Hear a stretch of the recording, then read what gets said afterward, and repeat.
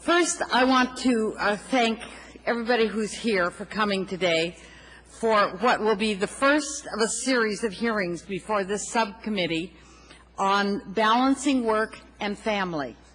This is a very important topic. It's a serious one for our country because most of us work, and our lives revolve around work and family. That was certainly the case with me. It's been many, many years, but I was a single mother, raising 4 children. I worked full-time. At first, for 3 years, as the sole breadwinner for 3 of those 4 children. Then I was remarried, but I kept on being a full-time worker, and we were a blended family, so I was the mother of 4 children. I was also a human resources professional for over 20 years, so I know, not because of my own experience, I know how hard the people that work in our company, the families, not just the mothers, but the mothers and fathers, how hard it was for them to balance coming to work and taking care of their children and not having to give one up for the other.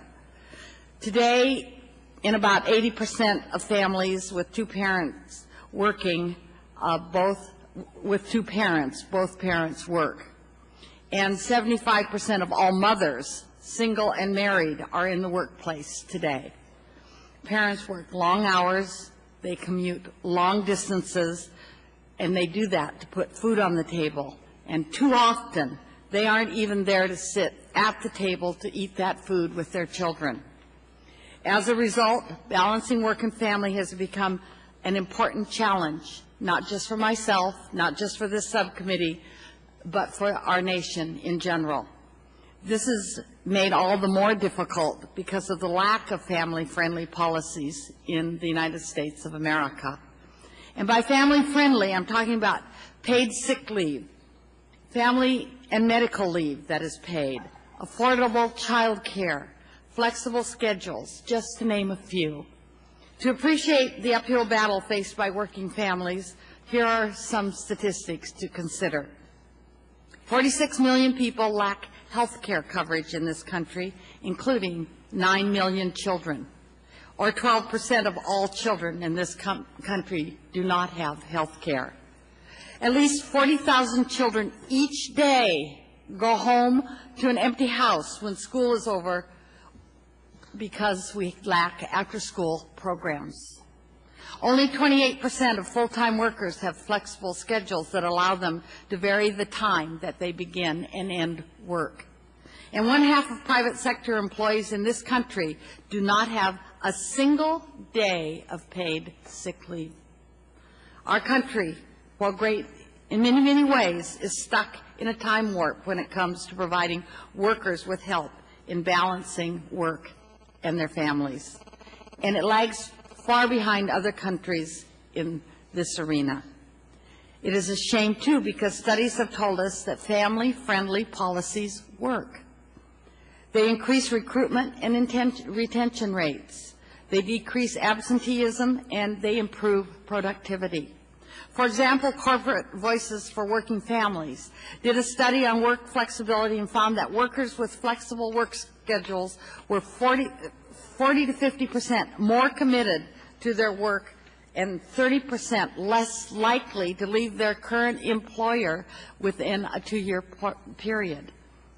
There are many good employers in this country, many, and they realize that family-friendly policies actually help. They do not hurt their bottom line.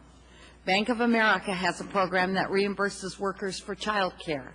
It has found that workers who use the program are twice as likely to stay with the company as those who do not.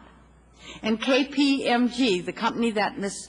Wankoff, one of our witnesses today, works for, has great benefits for workers, including backup care for children or elderly relatives if there's a need. And KPMG's retention rates are up. But employers need to be encouraged. They need to be encouraged to step up to the plate, and we in Congress and other parts of the government have very important roles to play in making sure our workers can balance their lives. That's why I've introduced the Balancing Act, which puts into place a whole host of family-friendly policies, such as paid family and medical leave, benefits for part-time workers, improved child care, universal voluntary preschool, before and after school programs, school meals, and a pilot program to explore telecommuting. That's why Representative Rosa DeLauro is here today and has introduced her Healthy Families Act, which will provide workers with 7 days of paid sick leave to care for their own medical needs and the needs of family members. That's why Carolyn Maloney from New York has introduced a bill that would allow breastfeeding at the workplace. That's why many others have introduced legislation that proves that we know parents should not be put in a situation where they are forced to choose between their job and their families.